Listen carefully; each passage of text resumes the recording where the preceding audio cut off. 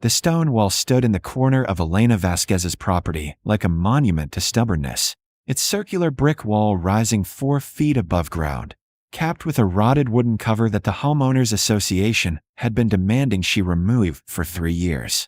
At the emergency HOA meeting on the second Tuesday in March, 47 residents of the Saddlebrook Estates subdivision in Scottsdale, Arizona voted 46-1 that the unsightly historical relic constituted a violation of community standards and must be demolished within 30 days or face daily fines of $500. Elena, 63 years old, widowed for 8 months, surviving on a fixed income of $1,847 monthly from Social Security, cast the single opposing vote and said nothing as her neighbors filed out, some shaking their heads, others muttering about property values and people who didn't belong in upscale communities. What none of them knew was that her son, 32-year-old Daniel Vasquez, was arriving from Oakland that night with everything he owned packed into a failing Toyota Corolla, $600 in his checking account, and nowhere else to go. 8 days earlier, Daniel had been a senior data analyst at a fintech startup called Apex Solutions, earning $89,000 annually. Good money, though barely enough for Oakland rent, which had consumed $2,400 of his monthly paycheck for a 1-bedroom apartment in a converted warehouse. He'd worked there for 4 years, building predictive models for investment algorithms, and had genuinely believed the CEO's speeches about being family and changing finance together. The layoff email arrived at 6:47 a.m. on a Thursday, sent simultaneously to 340 employees, 60% of the company's workforce. The severance package was 2 weeks' pay and immediate termination of health insurance. By 9 a.m., Daniel's access badge had been deactivated. By noon, the CEO had posted on LinkedIn about streamlining for sustainable growth from what appeared to be a yacht. Daniel's apartment lease required 60 days' notice to break, with a penalty fee of $4,800. 2 months' rent he didn't have. This savings account contained exactly $3,240. Built up over 18 months of careful budgeting. The job market in tech had frozen solid. Every posting showed 2,000 applicants within hours. He'd applied to 47 positions in 6 days. 3 had sent automated rejections. The rest had ghosted him. His landlord, a property management company called Zenith Holdings, responded to his situation with a form letter. Early termination fees were non-negotiable. Failure to pay would result in eviction proceedings and a permanent record that would make renting extremely difficult in the future. Daniel had called his mother from his car on Tuesday evening, parked outside the apartment he could no longer afford, and heard her voice crack when she said, "Come home. I've got a bedroom. We'll figure it out." He'd driven 16 hours straight through, watching his fuel gauge with the attention of a man for whom every dollar had become tactical mathematics. When he pulled into his mother's driveway in Scottsdale at 2:30 a.m., she was waiting on the porch in her bathrobe, and he understood from her expression that something else had broken in the short time since their call. "The Homeowners Association is demanding I tear down your grandfather's well," Elena said, handing him tea in the kitchen while Don lightened the windows. "They voted to fine me $500 per day starting April 15th if I don't demolish it. I can't pay that, Daniel. I can barely manage the mortgage as it is." The well had been there since 1952, built by Daniel's grandfather, Miguel Vasquez, who'd purchased the land when Scottsdale was still copper mines and cattle ranches, long before the housing developments and golf courses. Miguel had been a geologist for mining companies, a man who understood earth and water and stone with the precision of someone whose survival had once depended on it. He'd dug the well himself, 60 feet down, through caliche and granite, lined it with brick and concrete. It had produced water for 30 years before the aquifer shifted and the well ran dry in 1983. Miguel had died in 1997, but he'd made his daughter promise never to fill in or destroy the well. "That ground remembers," he'd told Elena. "That hole cost me 2 years of labor. You don't throw away that kind of work." Daniel walked out to the well after sunrise, stepping over the property line markers that separated his mother's half-acre from the identical beige stucco houses pressing in on 3 sides. The neighborhood had built up around her land like water around a stone. She'd refused every developer's offer, every pressure campaign to sell. Now her property, assessed at $340,000, was the oldest structure in a subdivision where houses sold for $650,000 and every yard looked identical. Desert xeriscaping, decorative gravel, two carefully spaced saguaro cacti. The well sat beneath a twisted mesquite tree, the wooden cover grayed and splitting. Daniel pulled it aside. It was heavier than expected, reinforced underneath with steel brackets, and looked down into darkness. He dropped a stone. It fell for a long time before echoing against something that wasn't water. The sound was raw, hollow, but not empty, almost metallic. Daniel found a flashlight in the garage, returned to the well, and shined the beam into the depths. The brick walls descended straight and true, his grandfather's craftsmanship still perfect after 70 years. At the bottom, barely visible, was what looked like a steel platform where there should have been earth. His mother appeared beside him, clutching his sweater against the morning chill. "Your grandfather used to spend hours down there, even after it went dry. Said he was reinforcing the walls, checking for cracks. I thought it was just, an old man's project. Something to do." Daniel looked at her, then back down into the darkness. "Mom, did he ever tell you what he was doing? Specifically, he said a man's legacy isn't what he leaves on the surface. It's what he builds where no one thinks to look." The HOA fine deadline was 33 days away. Daniel had $600 and no job prospects. His mother had a mortgage payment of $1,340 due in 2 weeks and a property tax bill of $4,100 coming in 60 days. But his grandfather had been a geologist who'd worked for mining companies during the Cold War, who'd understood the value of things buried and hidden, and who'd spent 2 years digging a well that never made sense in ground that shouldn't have needed one.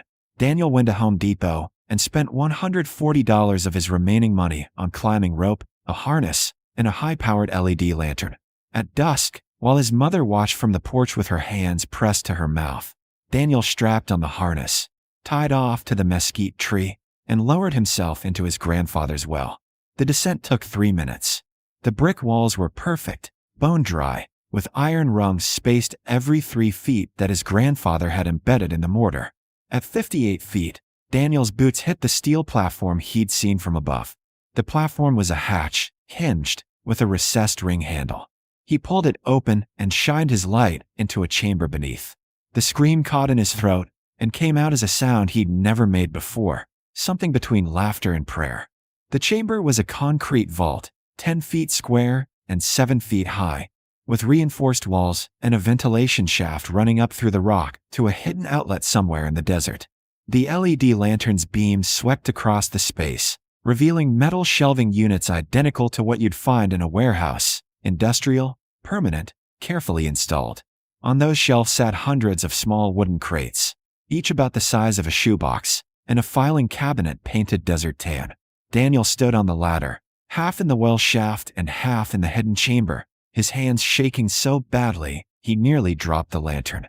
He forced himself to climb down completely, his boots hitting concrete that was dry and level. The temperature was constant, cool, maybe 65 degrees despite the Arizona heat above. He approached the nearest shelf and lifted one of the wooden crates. Heavy. He set it down on the concrete floor, found the simple clasp, and opened it. Inside, nestled in custom-cut foam, were rocks. 6 of them, each about the size of a golf ball, with a peculiar greenish-blue color and an almost metallic sheen. They'd been cut and polished with professional precision. Daniel's grandfather had been a geologist. These weren't ordinary rocks. He pulled out his phone. No signal this deep, but the camera worked. He photographed the stones from multiple angles, then carefully took one and put it in his pocket. He opened 3 more crates at random. All contained similar stones, 6 to 8 per crate, all cut and polished, all that same distinctive color. The filing cabinet held the explanation, organized in hanging folders with labels in his grandfather's handwriting. Assay reports, extraction records, market analysis, strategic reserve. Daniel pulled the first folder with numb fingers and began to read. In 1951, Miguel Vasquez had been working as a geologist for Southwestern Mineral Company, conducting surveys in what was then empty desert north of Phoenix. He discovered traces of chrysocolla, a copper silicate mineral, in unusual concentrations. But more importantly, the geological formations suggested the presence of turquoise. Not the porous, low-grade material common to Arizona, but rare, high-density natural turquoise in concentrations that hadn't been seen since the legendary Persian deposits. Miguel had quietly purchased 40 acres of worthless desert for $800, filed a mineral rights claim with the county, and begun extraction using hand tools and careful weekend excavation over 18 months. The assay reports confirmed what he'd suspected: high-grade natural turquoise with exceptional color, hardness, and copper content, the type that sold for thousands of dollars per carat to jewelry manufacturers and collectors. But Miguel hadn't sold. The market analysis folders explained why. In the early 1950s, the turquoise market was controlled by a few large dealers who kept prices suppressed through collusion. Miguel, having grown up poor in Sonora and witnessed his father be cheated by mine owners who controlled the only buyers in town, had decided to wait. He'd extracted the stones methodically, cut and polished them to investment grade, and stored them against a future when his children or grandchildren could sell them into a fairer market. The final folder, dated 1995, contained a letter addressed to my descendants. Daniel sat on the concrete floor and read his grandfather's words in the LED lantern's harsh light. "I am 81 years old, and my heart is failing. I have extracted 4,240 stones over 43 years, working alone, telling no one, because wealth draws predators and poverty draws contempt, but independence requires neither. These stones are currently worth approximately $3,000 each to the right buyers, collectors, museums, high-end jewelers who value rarity. That number will rise. The deposit is exhausted. What I've taken is all that existed. No one can replicate this find. Scarcity plus beauty equals value that outlasts currency. The property above is paid off. The taxes are manageable. Keep the land. Keep the well. When the time comes that you need this, you'll know. Use it wisely. Use it to buy freedom, not comfort." Miguel Vasquez. Daniel's hands were shaking so badly the letter rattled. He pulled out his phone, turned on the hotspot. Still no signal, but the calculator worked. 4,240 stones of $3,000 each was $12.72 million, using his grandfather's 1995 estimate. But turquoise prices hadn't stayed flat. With natural deposits depleted worldwide and Chinese synthetic material flooding the market, genuine high-grade natural turquoise from verified sources had become exponentially more valuable. Daniel had read articles about auction houses selling single rare stones for $50,000. He opened more crates, counting methodically. The crates were organized by extraction date and quality grade. Most were labeled A grade or AA grade. 43 crates were marked AAA grade, exhibition quality.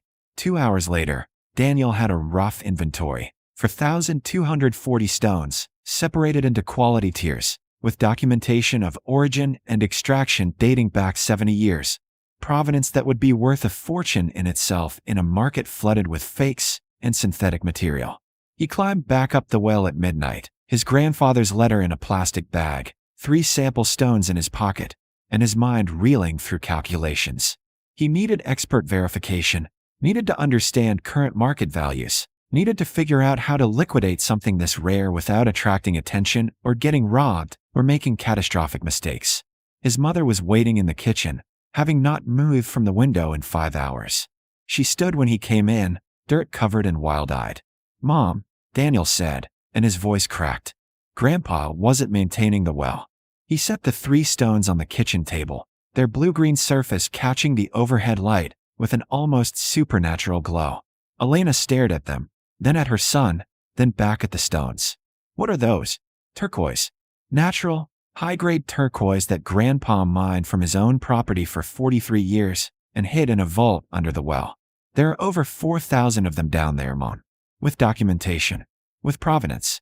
I need to have them appraised, but conservatively." He pulled out his phone, showed her the calculator with trembling hands. Conservative current market value for this quality is probably $75,000 per carat. These stones average for carats. That's $300,000 per stone, times 4,240 stones.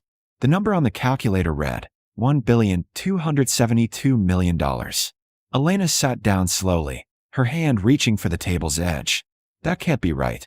It's probably not. It's probably much more. Some of these are exhibition quality, museum pieces. Those sell for millions per stone at auction. Daniel sat across from her, still covered in dirt, and felt hysterical laughter building in his chest. The HOA wants us to demolish the well in 33 days. They're going to fine you $500 a day to destroy the entrance to over $1 billion in natural gemstones. His mother picked up one of the stones, turning it in her fingers, and he saw tears running down her face. Your grandfather made me promise. He said that ground remembers, that I shouldn't throw away his work. He hid a fortune under a dry well in the middle of Scottsdale and never touched it because he wanted us to have it when we needed it, when we'd understand what it was worth. Daniel felt his own eyes burning. I got laid off 8 days ago. I had $600 and nowhere to go. You're facing $500 daily fines you can't pay. And Grandpa left us the exact solution 70 years ago because he knew that someday his family would be desperate enough to appreciate what independence actually costs. They sat in the kitchen until dawn, the 3 stones on the table between them, while Daniel explained what needed to happen next. They'd need a gemologist appraisal, multiple appraisals from certified experts. They'd need legal protection, secure storage, insurance. They'd need to approach auction houses and private collectors carefully, in ways that didn't flood the market or attract criminals. They'd need to pay the property taxes, buy time with the HOA, and figure out how to liquidate $1 billion inheritance without destroying their lives in the process. At 7 a.m., Daniel called a gemological laboratory in Phoenix that specialized in natural turquoise authentication. The appointment cost $500, most of what he had left. He drove to the facility with the 3 sample stones in a locked case, his mother beside him, both of them exhausted and wired on adrenaline. The gemologist was a woman named Dr. Sarah Brennan, mid-50s, with 30 years of experience in mineral assessment. She examined the first stone under magnification for 10 minutes, then looked up at Daniel with an expression of pure professional shock. Where did you get this? My grandfather mined it from his property in 1983. I can provide full documentation of origin. She examined the other 2 stones, ran spectroscopic analysis, checked the hardness rating, and sat back slowly. These are natural Persian quality turquoise, which shouldn't exist in Arizona. The copper content, the matrix pattern, the density. This is exhibition-grade material. If you have documentation proving Arizona origin, you have something extraordinary. Current auction value per stone, conservatively, would be $280,000 to $350,000. If you have more than a handful of these, we have 4,240, Daniel said quietly. All documented. All mined over 43 years from a single deposit that's now exhausted. Dr. Brennan stared at him. That's not possible. My grandfather was a geologist. It was possible. And we need to know how to handle this without making catastrophic mistakes. She set down her instruments very carefully, as if the world had just tilted on its axis. You're going to need security, legal representation, and a strategy for staged release that doesn't crash the market. What you're describing is the largest natural turquoise find in modern history. People have been killed for much less. Daniel met his mother's eyes across the examination table. We're going to need a lot of help. The first gemological assessment took 3 weeks and required 6 separate experts, each signing non-disclosure agreements drafted by the attorney Elena, hired using a loan against her house. The consensus was unanimous. The stones were genuine natural turquoise of extraordinary quality, with provenance documentation that proved legal private land extraction dating back to 1952. The average per stone value was determined to be $318,000 for the collection as a whole, accounting for the full range of quality grades. Total verified value, $1,348,320,000. Daniel sat in the attorney's office in downtown Phoenix and stared at the number on the appraisal document while his mother cried silently beside him and their lawyer, a sharp-eyed woman named Patricia Chun who specialized in mineral rights and estate law, explained what happened next. We're going to establish a private trust to hold the collection, Patricia said. We'll work with 3 major auction houses to arrange stage sales over 5 years, enough to generate substantial liquidity without flooding the market. The first auction should focus on mid-grade pieces to establish market baseline. We'll save the AAA grade stones for later, when prices have adjusted upward in response to confirmed scarcity. How much can we liquidate immediately? Daniel asked, his voice hoarse. We have property taxes due in 40 days, and an HOA threatening daily fines. Patricia smiled. I've already dealt with your homeowners association. I sent them a letter explaining that the well is the access point to a legally protected mineral extraction site with ongoing economic activity, which supersedes all local ordinances under Arizona mineral rights law. They've withdrawn their demolition demand. Elena laughed, a sound somewhere between relief and hysteria. They wanted me to destroy it. They wanted you to conform, Patricia said. People always do. Now they'll want to know your secret, want to be your friend, want to ride the wave of your success. That's human nature. Your job is to protect what your father built and use it wisely. The first private sale happened in May. 100 mid-grade stones sold to a consortium of jewelry manufacturers for $22 million. The payment cleared into the trust account, and Daniel watched numbers appear on a screen that represented more money than he'd earned in 300 lifetimes at his old tech job. He paid off his mother's mortgage, $184,000, eliminating 30 years of payments. He paid the property tax, for $1,100. He paid Dr. Brennan's full assessment fee, $35,000. He paid Patricia Chen's retainer, $50,000. He set aside $2 million in treasury bonds as an untouchable reserve. He donated $500,000 to a tenant rights organization in Oakland that was fighting predatory property management companies like the one that had tried to destroy him. Then he bought a used truck, hired a contractor to restore his grandfather's well to pristine condition, and began the work of understanding what he'd actually inherited. The money was extraordinary, life-changing, but it wasn't the point. Daniel spent his evenings in his grandfather's files, reading the careful notes about geological formations and extraction techniques, about patience and independence, and building things where no one thought to look. Miguel Vasquez had worked for mining companies that paid him a salary while he extracted a fortune from his own land, had lived modestly while sitting on wealth that could have bought mansions, had died in a small house with a secret that could have made him famous. He'd chosen privacy over recognition, patience over immediate gratification, and family security over personal comfort. He'd worked alone for 43 years to give his grandchildren something more valuable than money. Proof that value exists independent of other people's validation, that freedom comes from what you build when no one's watching. The HOA president, a real estate developer named Marcus Webb who'd led the demolition campaign, appeared at Elena's door in June with a bottle of wine and an apology that fooled no one. Daniel answered the door and kept the conversation on the porch. Your family has quite a story, Marcus said, his smile practiced. I hope there's no hard feelings about the well situation. We were just trying to maintain standards. Standards, Daniel said quietly, are usually just another word for conformity. My grandfather taught us to build wealth where other people see worthless ground. He was right. The second auction happened in August. 300 A-grade stones sold through Christie's for $89 million. News of the sale reached major publications. Gemological journals published articles about the Vasquez collection, the largest natural turquoise find in Arizona history. Museums inquired about purchasing exhibition pieces. Collectors from Dubai, Hong Kong, and London submitted acquisition offers. Daniel refused most of them. The AAA-grade stones, the exhibition pieces his grandfather had marked as most valuable, would be saved, sold slowly, strategically, in ways that honored the patience it had taken to extract them. By October, with stage sales generating steady income and the trust properly structured, Daniel had to make decisions about his own life. The tech industry had started hiring again.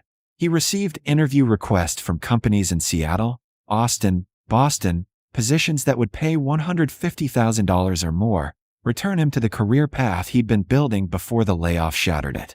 He turned them all down. Instead, he enrolled at the University of Arizona to study geology, the field his grandfather had mastered. He bought equipment to properly catalog and preserve the remaining stones. He began writing a book about his grandfather's life and methods, about the quiet brilliance of men who understood Earth better than markets, who knew that real wealth was measured in what you passed on, not what you spent. His mother renovated the house, not into something ostentatious, but something comfortable. New roof, new windows, a proper climate control system. She planted gardens around the well, marked it with a bronze plaque that read, Miguel Vasquez, 1914 to 1997, geologist and builder of legacies. The neighbors whispered, of course. Some were genuinely happy. Others radiated envy disguised as curiosity. The HOA president quietly moved to a different subdivision, unable to face the daily reminder of his spectacular misjudgment. Daniel didn't care. He learned something in that car in Oakland, staring at eviction threats and bank balances that didn't add up to survival. That dignity wasn't about what you owned, but about what you refused to surrender. His grandfather had understood that at a cellular level, had spent 43 years proving that a man could build a fortune from worthless ground if he was patient enough to wait for the right moment. On New Year's Day, with the trust fund generating $7 million in annual interest and the stone collection still worth over $1.2 billion, Daniel stood by his grandfather's well at sunrise, watching light break across the Arizona desert. His mother joined him, carrying coffee, and they stood together in comfortable silence. The well had almost been demolished. The land had almost been sold. The inheritance had almost been lost because neighbors couldn't see past surface appearances, couldn't imagine that an old dry well might be the entrance to something extraordinary. But Miguel Vasquez had built his legacy in darkness, 60 feet down, where no one thought to look. He trusted that someday his family would be desperate enough to climb down into that darkness and discover what waiting there. Not just money, but proof that patience and quiet defiance could outlast any immediate pressure to conform. Daniel reached into his pocket and pulled out one of the AAA grade stones, its blue-green surface perfect in the early light. Worth maybe $800,000 to the right collector, but priceless as a reminder of what his grandfather had taught him. That freedom is built in hidden places, that value doesn't require validation, and that the best inheritance is the certainty that you can survive anything because someone who loved you already did. He put the stone back in his pocket, finished his coffee, and went inside to work on his book. Above him, the Arizona sun climbed higher, casting shadows that shortened and shifted, but his grandfather's well remained exactly where it had always been. A monument not to stubbornness, but to the kind of vision that sees treasure in dry earth and builds cathedrals where others see only worthless holes. The neighbors had wanted it destroyed, but they'd never understood what they were looking at. Some legacies are too deep to demolish.